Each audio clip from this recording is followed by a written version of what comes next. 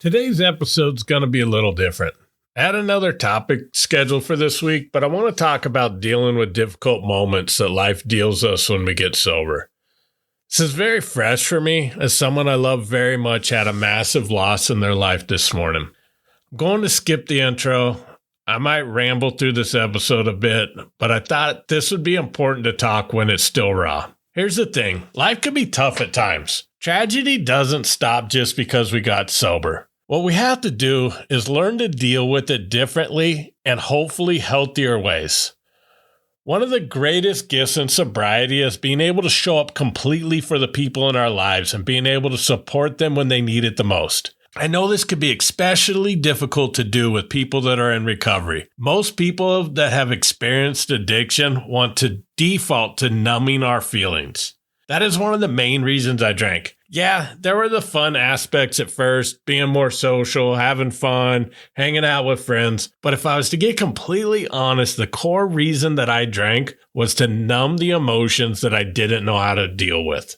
So it's natural that we revert back to our desire to numb those negative emotions when life gives us a big blow. Not knowing how to deal with negative feelings is one of the most common reasons that I think I see people relapse. You see it all the time. Either something tragic happens and they react the way they always have before and reach for the only solution they know how to handle the feelings. Or they have a series of smaller, difficult challenges in life and they try to stuff down the emotions until life just seems too overwhelming and it boils over. We'll continue to repeat this process until we learn better ways to process our emotions around the difficult and often tragic moments that are certain in our lives. I'm still learning how to do this, so I'm no expert. I've dealt with a lot of things since I've gotten sober, and although I've managed to get through it without drinking, I've picked up many other unhealthy coping mechanisms along the way. My personal default is to stuff it down.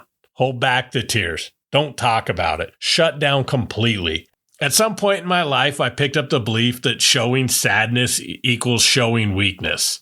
I despise being vulnerable because I felt it put me in a position to be hurt even more than I was feeling at the moment. By stuffing it down, I thought I was avoiding the emotion, but all I was doing was kicking the emotional can down the road. Here's the thing about kicking a can down the road. The more times we kick it and the further down the road it gets, that can gets heavier and it gets bigger and it becomes more difficult to kick. And at some point, it'll get so big and heavy that we can no longer avoid it. And when everything boils over, it is much more overwhelming than if we deal with it initially. One phrase that I've heard many times that sticks with me is the only path to healing is through and not around.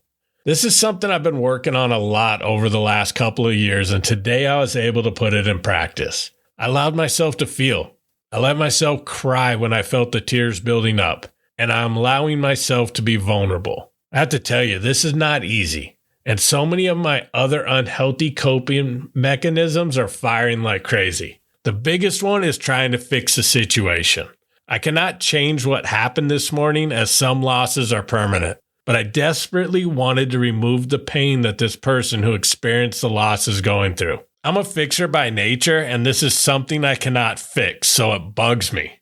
But the reality is there are no words I could say or actions I could take that will remove the pain that they're experiencing. I have to allow them to process this themselves in their own way and at their own pace for their own healing. What I can do is to be there for them. Be fully present and allow them to feel the emotions without the need to fix how they are feeling. And the best way we could do this is to be sober. I will tell you that when things happen to me now, drinking never even comes to mind.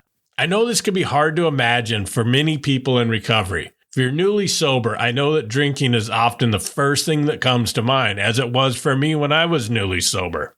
Many other people have been taught that alcoholism is a lifelong struggle that we'll always have to deal with, so this may also be a difficult concept for those people too. But you can get to the point where alcohol simply is no longer part of your life. I don't drink. And once that part of my identity changed years ago, it's stuck. That doesn't mean I don't have other unhealthy coping mechanisms that I still struggle with. I'm an emotional eater. I like to try to distract myself with TV, social media, mindless games on my phone, or anything that at that moment could make me forget what I'm feeling. Today, I resisted all of that, and to be honest, I kind of surprised myself by doing so. I went about my normal routine for the day. I found out the news about 10 minutes before a meeting at work where I had to present something and the cameras were on during the Zoom meeting. I gave myself permission to deal with the emotions after the meeting. I showed up, I presented, I wrapped up the meeting, and after it, I allowed myself to feel the emotion.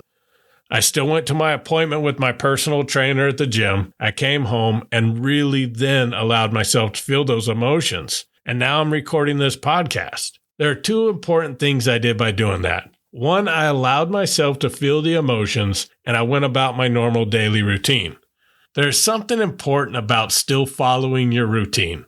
It provides a sense that although tragedy could happen in life, it will not shut our lives down. There's a sense of normalcy I think I get from it. And even though at this moment life seems out of our hands, if we keep pushing through, although things may not be the same, we can still keep moving forward. But even though I kept my normal daily routine, I did not do this as a distraction. I allowed myself to grieve. I allowed myself to still feel concerned about my loved ones that are experiencing this loss. I allowed myself to question the fragility of life. I made space for that too, and I'll continue to do so as the emotions will certainly come up as we all process it. One of the most important things I did today is I reached out. I am also a recovering isolator. I battle the feeling constantly that when I reach out for help, that I'm a burden on other people. Today, that feeling was so strong. I resisted the urge to default to my old behaviors, and I sent a text to my therapist. She offered to hop on a call after her last appointment of the day. My default thought was to tell her, you know what, thank you for the offer, but I'm good. But instead, I sent her a text taking her up on her offer. And while we talked, she reminded me of the last thing I'll talk about today, which is the most important. She told me not to forget to take care of myself.